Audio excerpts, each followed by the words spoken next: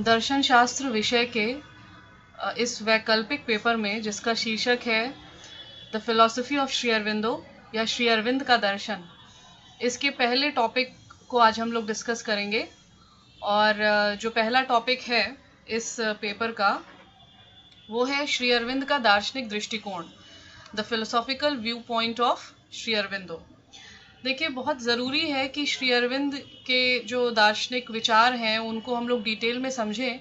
उसके पहले ही जो ये सबसे पहला जो टॉपिक दिया गया है उसमें उनके उस दार्शनिक दृष्टिकोण को या जो दर्शन के प्रति या दार्शनिक या तत्व मीमांसी विषय वस्तुओं के प्रति जो उनका एक व्यू पॉइंट है उसको जानना ज़रूरी है ना। और उसी उद्देश्य से जो है ये पहला विषय आपके सिलेबस में इसको रखा गया है। अब अगर हम श्री अरविंद के इस व्यू पॉइंट को डिस्कस करें तो संक्षेप में हम कुछ शब्दों में श्री अरविंद के दार्शनिक दृष्टिकोण को बता सकते हैं। उदाहरण के लिए श्री अरविंद एक पूर्णतावादी, एक विकासवादी दार्शनिक हैं। उन्होंने समग्रता में या पूर्ण अद्वैतवादी दृष्टिकोण से चीज़ों की व्याख्या की है, ठीक है। और ये जो पीपीटी मैंने तैयार किया है इसे अगर हम क्रमशः देखेंगे और इसको समझेंगे तो इससे श्री अरविंद का जो दार्शनिक दृष्टिकोण है उसको समझने में हमको सहायता मिलेगी। मैंने आपको पहले ही बताया था कि श्री अरविंद ने दो बड़ी ही महत्वपूर्ण, वैसे तो बहुत सारी रचनाएं हैं उनकी, लेकिन द लाइफ डिवाइन और सावित्री ये दो बहुत ही बड़ी और महत्वपूर्ण पुस्तकें हैं। लाइफ डिवाइन जो कि विशेष रूप से पूरी तरह तत्व मीमांसा पर केंद्रित है, और इसी तरह सावित्री ये अंग्रेजी में लिखा हुआ एक महाकाव्य है, एपिक है। वहाँ से इन पंक्तियों को मैंने लिया है। श्री अरविंद कहते हैं, in this small mould of infant mind and sense desire is a child heart's cry crying for bliss our reason only a toys artificial a rule maker in a strange stumbling game. देखिए, बहुत ही सुंदर उपमाओं के माध्यम से श्री अरविंद ने इस सृष्टि में जो हमारा जीवन है उसको एक स्ट्रेंज स्टम्बलिंग गेम, एक ऐसे गेम की तरह उसकी उपमा दी है जिसमें हम पग पग पर जो है वो ठोकरे खाते हैं, लड़खड़ाते हैं। और ये लड़खड़ाते इसलिए हैं क्योंकि जीवन और जगत से जुड़ी हुई जो समस्याएं हैं, हमारे अपने जीवन की जो समस्याएं हैं, उन्हें हम ज़्यादा से ज़्यादा माइंड के लेवल पे या रीज़न के लेवल पे, तर्क के लेवल पे समझने की कोशिश करते हैं। लेकिन यहाँ देखिए, तीसरी और चौथी पंक्ति में श्री अरविंद यही कह रहे हैं कि इस स्ट्रेंज गेम में, इस विचित्र प्रकार का जो जीवन रूपी खेल है, इसमें जो रीज़न हमको मिला हुआ है जिससे हम इस खेल को समझने की कोशिश कर रहे हैं वो बहुत ही अपर्याप्त साधन की तरह है। वो एक मामूली खिलौने की तरह है। इस जीवन के दर्शन को समझने के लिए जो अगर हम सोचें कि हम तर्क या बुद्धि से इसको समझ लेंगे तो वो श्री अरविंद कहते हैं कि वो इसके आगे एक खिलवाड़ या खिलौने की तरह है। और इसीलिए हम बार बार शायद ठोकरें भी खाते हैं जीवन में, क्योंकि जो समस्याएं हैं वो इतनी गहन और गहरी हैं और उनके लिए एक पूर्ण दृष्टि, एक समग्रतावादी दृष्टि की आवश्यकता है। और हम एक अपर्याप्त साधन यानी कि रीज़न से उन समस्याओं को समझने की कोशिश करते हैं और इसीलिए शायद बार बार स्टम्बल करते हैं। श्री अरविंद ये भी कह रहे हैं इसमें शुरू की जो दो पंक्तियां हैं कि जो माइंड और सेंसेस है, हम जीवन को या दुनिया को किन चीज़ों से जानने की कोशिश करते हैं, अपने सेंसेस से, हमसे अपनी इंद्रियों से और माइंड से। और ये दोनों ही जो है ये हमें जिसको कहते हैं ना कि संतुष्टि के लेवल तक हमें ये इन चीज़ों का ज्ञान माइंड और सेंसेस के थ्रू नहीं हो पाता है। और जो हमारी इच्छाएं हैं वो एक छोटे बच्चे की तरह संसार में रहते हुए जो हम एक के बाद एक डिज़ायर हमारी होती है, वो डिज़ायर कैसी है, अगर हम उसको बड़े स्तर पे देखें, व्यापक धरातल पे देखें, तो वो एक छोटे से बच्चे के हृदय के रुदन की तरह है जो किस लिए रो रहा है। उसे अल्टीमेटली ब्लिस चाहिए, उसको आनंद चाहिए, उसे परम संतुष्टि चाहिए। और इस आनंद या संतुष्टि की इच्छा में वो छोटी बड़ी अनेकानेक इच्छाएं पालता है और माइंड से, सेंसेस से, इंद्रियों से, रीजन से इस संतुष्टि को, इस ब्लिस को, इस आनंद को खोजने की कोशिश करता है और इस जीवन रूपी खेल में बार बार लड़खड़ाता है और एक बच्चे की तरह वो क्रंदन कर रहा होता है कि उसको किसी न किसी तरह वो संतुष्टि या वो अंतिम शुभ या परम तत्व की प्राप्ति हो जाए, जिसके बाद उसके हृदय का ये रुदन जो है वो समाप्त हो। देखिए, इन पंक्तियों से काफ़ी कुछ आपको श्री अरविंद के दार्शनिक दृष्टिकोण को समझने में या उसमें एटलीस्ट प्रवेश करने में एक मदद मिलेगी।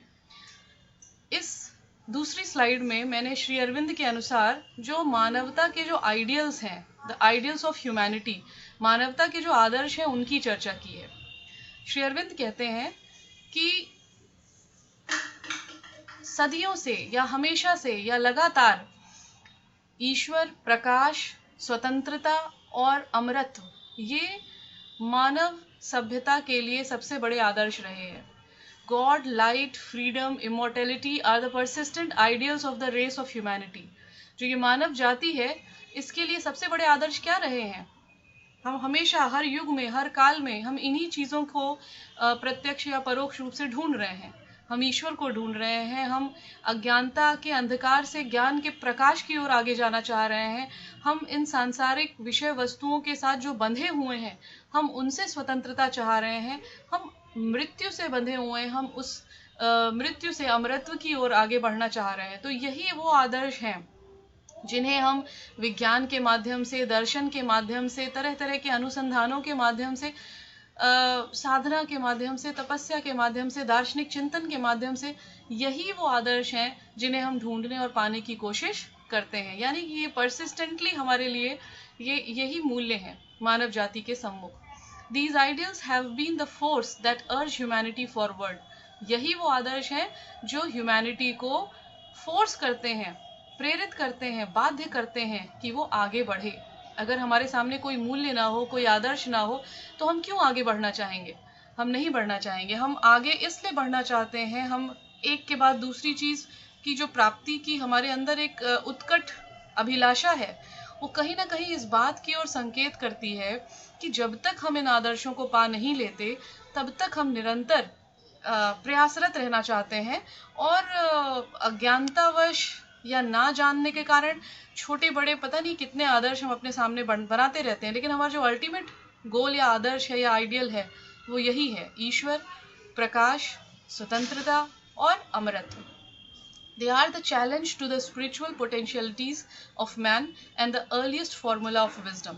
देखिए, मनुष्य के अंदर जो स्पिरिचुअल पोटेंशियलिटी है, आध्यात्मिक रूप से मनुष्य के अंदर जो क्षमता विद्यमान है, और आदिम काल से ही, वैदिक युग से ही जो मनुष्य को ज्ञान का सूत्र दिया गया है, वो यही है, ईश्वर है, ज्ञान का प्रकाश है, स्वतंत्रता है, अमरत्व है। यही वो आदर्श हैं जो मनुष्य की आध्यात्मिक क्षमता को बार बार चैलेंज करते हैं। मतलब आध्यात्मिक रूप से मनुष्य इन्हीं की ओर बार बार प्रेरित होता है, इन्हें पाने की जद्दोजहद में ही वो तरह तरह के प्रयास करता है, और यही वो फॉर्मूला ऑफ विजडम है, मतलब ज्ञान का सूत्र है, जिसको ढूंढने की कोशिश मनुष्य आरंभ से ही कर रहा है। अब ये जो स्लाइड है, इसमें what is and what ought to be, हम इस बात की चर्चा करेंगे कि श्री अरविंद कहते हैं कि जब मनुष्य के आदर्श इतने बड़े हैं और उन आदर्शों के पीछे चलते हुए मनुष्य इतना कुछ पा रहा है जीवन में, तो उसकी स्थिति क्या होनी चाहिए और उसकी स्थिति वस्तुतः क्या है। तो क्या है, व्हाट इज, और क्या होना चाहिए, and what ought to be, इन दोनों के अंतर को इस स्लाइड में बताने का प्रयास किया गया है। Man has achieved much. Science and technology have helped him to dominate the earth and the oceans. अगर आज के युग में हम देखें तो मनुष्य ने बहुत कुछ अर्जित कर लिया है। विज्ञान को देखें, तकनीक में देखें, तो हमने लगभग धरती और समुद्र के बहुत सारे क्षेत्रों में एक तरह से मनुष्य ने अपना एक उसकी डोमिनेटिंग पोजीशन है, वो उस पर उसका लगभग आधिपत्य हो रहा है। Man is ready to conquest the space as well, और इंसान आज अंतरिक्ष को भी, ब्रह्मांड को भी जीतने की तैयारी में है। Nature has been brought under control. काफी हद तक मनुष्य ऐसा सोचने लग गया है कि प्रकृति बहुत कुछ उसके वश में है। But none of above have brought contentment and satisfaction to man. There is a huge difference between what is and what ought to be. Shri Aurobindo कहते हैं कि इतना कुछ पा लेने के बाद भी मनुष्य जो है वो संतुष्ट नहीं है, उसको कंटेंटमेंट नहीं मिला, उसे सेटिस्फैक्शन नहीं मिला है, और बल्कि देखा जाए तो कई मायनों में मनुष्य पहले से भी ज़्यादा जिसको कहते हैं कि परेशान है और असंतृप्त है। और इसीलिए ये बड़ा विचित्र लगता है कि इतना कुछ पाने के बाद भी जो मनुष्य की स्थिति होनी चाहिए और जो मनुष्य की स्थिति है उसमें इतना अंतर क्यों विद्यमान है। नेचर्स मेथड, श्री अरविंद कहते हैं कि ये जो what ought to be and what is, इन दोनों का जो डिफरेंस है कि मतलब क्या होना चाहिए और क्या है, इसके बीच का जो अंतर है, उस अंतर में ही प्रकृति का एक रहस्यमयी संदेश छिपा हुआ है। और प्रकृति का जो तरीका है काम करने का, उसको लेकर एक संदेश छिपा हुआ है। The powers which man has acquired has only made him more restless and disturbed in spirit. There is a contradiction between what is and what ought to be. Here lies the sign of nature's method and deeper design. तो श्री अरविंद का ये मानना है कि प्रकृति ने जो रचा है ये पूरी सृष्टि को या हमारे जीवन को, इन सब के अंदर एक गहरा संदेश है, एक गहरी डिजाइनिंग है, उसकी एक योजना है। सब कुछ ऐसे ही नहीं हो रहा। जैसे दर्शन में आपको ऐसे भी चिंतन देखने को मिलेंगे जो मानते हैं कि ये जो विकास हुआ है सृष्टि का, ये यंत्रवत है, ये मैकेनिकल है। लेकिन श्री अरविंद की कुछ पंक्तियां हैं, मैं कोट करना चाहूंगी। श्री अरविंद कहते हैं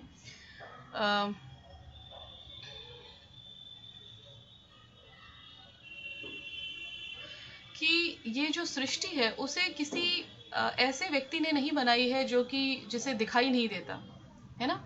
और सृष्टि की हर घटना में, उसके हर मोड़ पर एक अर्थ निहित है। तो जो कुछ भी है इस सृष्टि में, उसके अंदर एक गहन संदेश है, एक सृष्टि की एक योजना है, और उस योजना को समझने की जरूरत है। तभी हम जान पाएंगे कि क्यों जो स्थिति है वो है और क्या होना चाहिए था, और इनके बीच में इतना अंतर क्यों है।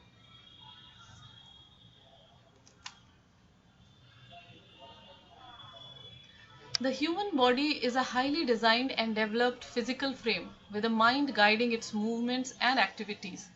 This itself is a nature's miracle, but not the conclusion of our labor of creation.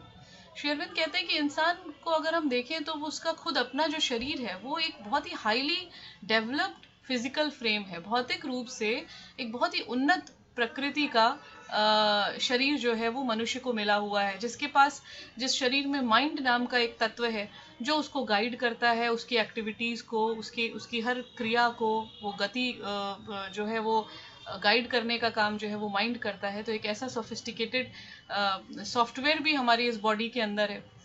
और ये सारी चीज़ें अपने आप में देखा जाए तो प्रकृति का एक चमत्कार है।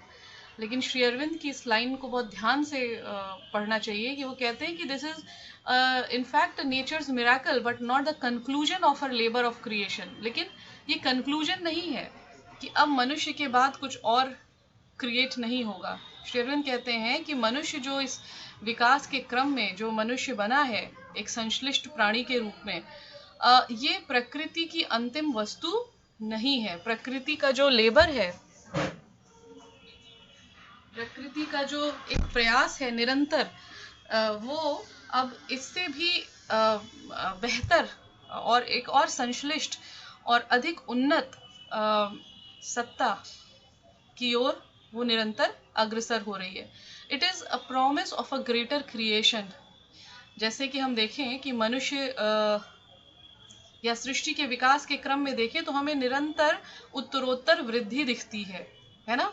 कम विकसित से अधिक विकसित प्राणी आए, और अब इन सो कॉल्ड जो उन्नत प्राणी हैं, मनुष्य हैं, जिनके पास बुद्धि नाम का एक इतना बड़ा और एक इतना उन्नत साधन मिला हुआ है। श्री अरविंद कहते हैं ये अपने आप में एक चमत्कार है, लेकिन ये अंतिम चमत्कार नहीं है। और ये इस विकास के इस क्रम को अगर देखा जाए तो ये समझ में आता है कि प्रकृति निरंतर हमसे प्रॉमिस कर रही है, हमको वचन दे रही है कि वो आगे इससे भी ग्रेटर क्रिएशन के लिए संलग्न है। श्री अरविंद के शब्दों में, the animal is a living laboratory in which nature has, as it is said, worked out man, and man himself may well be a thinking and living laboratory in whom and with whose conscious cooperation she wills to work out the Superman, the God, or shall we say rather to manifest God. Shri Aurobindo कहते हैं कि जो जानवर है वो एक laboratory है, एक जिसको कहते हैं लैब, जहाँ पे एक्सपेरिमेंट्स होते हैं, उस तरह के एक लेबोरेटरी के रूप में आप पशु को इमेजिन करिए, और प्रकृति उस लेबोरेटरी में, प्रकृति ने उस पशु के अंदर से मनुष्य को बनाया है, और अब मनुष्य एक थिंकिंग और लिविंग लेबोरेटरी हो सकता है। एक जीता जागता प्राणी जो मनुष्य है वो एक चलता फिरता लेबोरेटरी हो सकता है, जिसमें कि प्रकृति अपने कॉन्शियस कोऑपरेशन से, मनुष्य के कॉन्शियस कोऑपरेशन मतलब मनुष्य द्वारा सहयोग लेकर प्रकृति मनुष्य के अंदर से सुपरमैन या गॉड को बनाएगी या उसको मैनिफेस्ट करेगी, है ना। सरल शब्दों में कहें तो जैसे पशु से मनुष्य बना, अब मनुष्य से अति मानव या अति मनुष्य या सुपरमैन बनने की जो प्रक्रिया है वो चल रही है। ध्यान देने योग्य बातें है कि सुपरमैन एक विकसित चेतना के साथ जो सत्ता आएगी, उसके संदर्भ में बात कही जा रही है। ये बिल्कुल ही भिन्न प्रकृति का होगा, क्या होगा, कैसा होगा, ये अपने आप में एक अलग से चर्चा करने का विषय है, जिस पर मैं अलग से चर्चा करूंगी। फिलहाल हम लोग यहाँ श्री अरविंद के फिलोसॉफिकल व्यू पॉइंट को समझ रहे हैं, तो हमें ये जानना होगा कि जिस तरह से पशु से मनुष्य बना, उसी तरह मनुष्य से अति मानुष बनेगा या अति मानव बनेगा, इस ओर प्रकृति निरंतर प्रयासरत है। When we speak of evolution, scientifically we only state the phenomena of change and development. We do not explain what it is. We describe the surface but not what lies behind the surface. Shri Aurobindo कहते हैं कि जब वैज्ञानिक लोग evolution की बात करते हैं, वैज्ञानिक ढंग से जब हम विकास को एक्सप्लेन करते हैं, तो हम केवल सरफेस के लेवल पे जो चीज़ें दिख रही हैं, सतही स्तर पे जो चीज़ें दिख रही हैं, उन्हीं को समझने समझाने की बात करते हैं। लेकिन सरफेस पे जो दिख रहा है उसके पीछे क्या है, क्यों वो इस रूप में दिख रहा है, व्हाट इट इज, वो है क्या, है ना, और वो क्यों एक निश्चित रूप से आगे बढ़ रहा है, इस चीज की व्याख्या हम नहीं करते। श्री अरविंद यहाँ वेदांत के दर्शन को उद्धृत करते हुए कहते हैं कि सर्वम खलवम इदम ब्रह्म।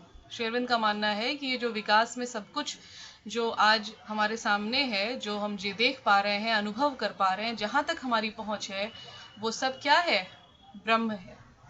यानी कि इस विकास के पीछे जो है वो क्या है, ब्रह्म है। केवल सतह पर पशु हैं, पक्षी हैं, मनुष्य हैं और बहुत सारी भौतिक वस्तुएं, चेतन वस्तुएं, केवल इन्हीं को एक्सप्लेन नहीं करना, इन सारी विविधताओं के पीछे जो है वो क्या है, ब्रह्म है। और श्री अरविंद यहाँ मैटर इज ऑल्सो ब्रह्म की बात करते हैं। उनका मानना है कि अगर सब कुछ ब्रह्म है तो फिर जो जड़ है वो भी ब्रह्म है, जड़ ब्रह्म से अलग नहीं है। Spirit is involved in matter and apparent nature is secret God. ये श्री अरविंद की पंक्ति है। श्री अरविंद कहते हैं कि spirit is involved in matter, जो आत्मा है वो जड़ के अंदर छिपी हुई है, और जो प्रकृति दिखाई दे रही है वो गुह्य रूप से स्वयं ईश्वर है ना। तो देखिए, हम लोगों को जो वैज्ञानिक हैं वो अगर सृष्टि के विकास की बात करते हैं तो वो शुरुआत जड़ से फिर चेतन की तरफ बढ़ते हैं, और इसीलिए उनकी वो व्याख्या अधूरी या अपर्याप्त है, क्योंकि वो ये एक्सप्लेन नहीं कर पाते कि जड़ से जो पहला जीवन बना या जड़ से जब चेतना बनी तो वो कैसे बनी, कि जड़ से चेतन का जो आविर्भाव है वो कैसे हुआ। और इस विषय को लेके फिलॉसफी ऑफ माइंड में बहुत तरह की थ्योरीज हैं, लेकिन कोई भी फाइनल या अंतिम रूप से सेटिस्फैक्ट्री थ्योरी नहीं है। लेकिन श्री अरविंद की फिलॉसफी में इसका समाधान है। वो कहते हैं कि spirit is involved in matter. जड़ से चेतन इसीलिए बना क्योंकि चेतना की पोटेंशियलिटी ऑलरेडी जड़ में विद्यमान थी, है ना। ये आपने सत्कार्यवाद पढ़ा होगा, जो सिद्धांत है कार्य कारण का, कि सरसों के बीज से तेल इसीलिए बनता है क्योंकि तेल कारण के अंदर पहले से विद्यमान है, बीज के अंदर पहले से विद्यमान है। वरना हम किसी भी चीज से तेल बना सकते थे, हम ईंटे से भी तेल बना सकते थे, लेकिन वो होता नहीं है। तो स्पिरिट के अंदर जड़ के अंदर स्पिरिट या चेतना पहले से है। The manifestation of the divine in himself and the realization of God within and without are the highest and most legitimate aims possible to man upon earth। अब श्री अरविंद कहते हैं कि हम भले ही दुनिया की तरह तरह के प्रश्नों में, समस्याओं में, चिंताओं में कितने भी क्यों ना उलझे रह जाएं, लेकिन इस धरती पर मनुष्य का जो सबसे वैधानिक और सबसे बड़ा एम है, लक्ष्य है, वो यही है कि हम अपने भीतर से उस दिव्य तत्व को मैनिफेस्ट करें। मैनिफेस्ट मतलब उसको प्रतिबिंबित करें और उस ईश्वर को रियलाइज करें, उसका अनुभव करें जो हमारे अंदर और हमारे बाहर विद्यमान है ना। क्योंकि श्री अरविंद की फिलॉसफी क्या कहती है कि सब कुछ ब्रह्म है, सब कुछ ब्रह्ममय है, तो सब कुछ में सब कुछ आ जाता है। जड़, चेतन, प्राण, बुद्धि, ये सब उसी का मैनिफेस्टेशन है, उसी की अभिव्यक्ति है। तो हमारा मनुष्य के रूप में क्या लक्ष्य होना चाहिए कि हम अपने उस स्वरूप को अनुभव करें और उसको अभिव्यक्त करें। The one task for which our lives were born, to raise the world to God in deathless light, to bring God down to the world on earth we came, to change the earthly life to life divine। Shri Aurobindo कहते हैं कि जो एकमात्र लक्ष्य हमारा इस धरती पर जन्म लेने का है वो यही है कि हम उस ईश्वर को इस धरती पर लेकर आए, उस ईश्वर को इस धरती पर अवतरित करें और इस सांसारिक जीवन को दिव्य जीवन में रूपांतरित करें। तो ईश्वर को आप धरती पर कैसे लेकर आएंगे? आप अपने अंदर के ईश्वर को, क्योंकि जो दिव्यत्व है वो आपके भीतर ही है, हमारे और आपके अंदर ही है, तो हम अपने अंदर उस दिव्य तत्व को अनुभव करें और उसको अभिव्यक्त करें, है ना। और इस तरह से क्या होगा कि जो सांसारिक जीवन है जिसको हम केवल बौद्धिक और मानसिक स्तर पे जीते हैं, उसे हम दिव्य जीवन में रूपांतरित कर सकेंगे। ठीक है, तो देखिए, अब अगर हम संक्षेप में इसकी चर्चा करें तो बेसिकली हम ये कह सकते हैं कि श्री अरविंद ने अपने पूरे के पूरे दर्शन में हमें ये बताने का प्रयास किया है कि हम सभी विकास की एक निरंतर प्रक्रिया के अंतर्गत हैं, है ना। विकास की ये प्रक्रिया प्रकृति के स्तर पे स्वयं ही गतिमान है। हम अगर उसके प्रति सजग हो जाएंगे तो वो प्रक्रिया जो है वो तीव्र होगी और हम उसको अधिक सक्रिय ढंग से, उसको ज़्यादा अच्छे से गतिशील कर सकेंगे। और दूसरी बात कि इस संसार के अंदर हमें ये समझना होगा कि जो हमारी बुद्धि है, जो हमारी इंद्रियां हैं, ये अपने आप में बहुत महत्वपूर्ण है और इनके माध्यम से ही हमारा सांसारिक जीवन चल रहा है। लेकिन जीवन और जगत से जुड़े हुए जो बड़े और व्यापक प्रश्न हैं, अगर उनको हम इन बुद्धि और तर्क और इंद्रियों के बल पर ही जानने और समाधान करने की कोशिश करेंगे तो हमें निराशा मिलेगी। और एक और महत्वपूर्ण चीज़ आपको समझ में आई इस डिस्कशन के माध्यम से कि मनुष्य की भवितव्यता क्या है, उसकी डेस्टिनी क्या है। उसकी डेस्टिनी है कि वो मनुष्य से देवता बने, वो मनुष्य से अति मानव बने। अति मानव को देवता के अर्थ में ही कहा गया। देव मतलब जो बौद्धिक नहीं है, जो अति मन या चेतना में मानसिक बुद्धि के ऊपर की सत्ता है, उस अर्थ में वो देवता बने या ईश्वर बने या अति मानव के अंदर विकसित हो। तो इन शब्दों के साथ मैं अपनी बात समाप्त करती हूँ और मैं समझती हूँ कि इससे आपको एक थोड़ा सा ग्लिम्स मिल गया होगा। जैसे अगर हम दार्शनिक शब्दों में कहें तो श्री अरविंद भी अद्वैतवादी हैं। वेदांत में अद्वैत की परंपरा रही है। शंकराचार्य का जो दर्शन है वो हम अद्वैतवादी दर्शन के नाम से जानते हैं। लेकिन अद्वैतवाद ये तो कहता है कि सब कुछ ब्रह्म है और ब्रह्म ही एकमात्र सत्य है। लेकिन फिर हम उसको और जब आगे एक्सप्लेन करते हैं तो उसमें कुछ समस्याएं आ जाती हैं। उदाहरण के लिए कि फिर जगत का क्या संबंध है ईश्वर से, या जीव का क्या संबंध है, और भी बहुत सारी बातें हैं। तो श्री अरविंद ने अपने दर्शन में इन सभी बातों का एक विशेष प्रकार से उत्तर दिया है और इसीलिए लोगों ने श्री अरविंद के दर्शन को अद्वैतवाद कहने की बजाय पूर्ण अद्वैतवाद नाम दिया है। तो इन सारी चीज़ों को हम लोग अगले डिस्कशन में रखने का प्रयास करेंगे और उम्मीद है कि आपको जो है वो बात समझ में आई होगी।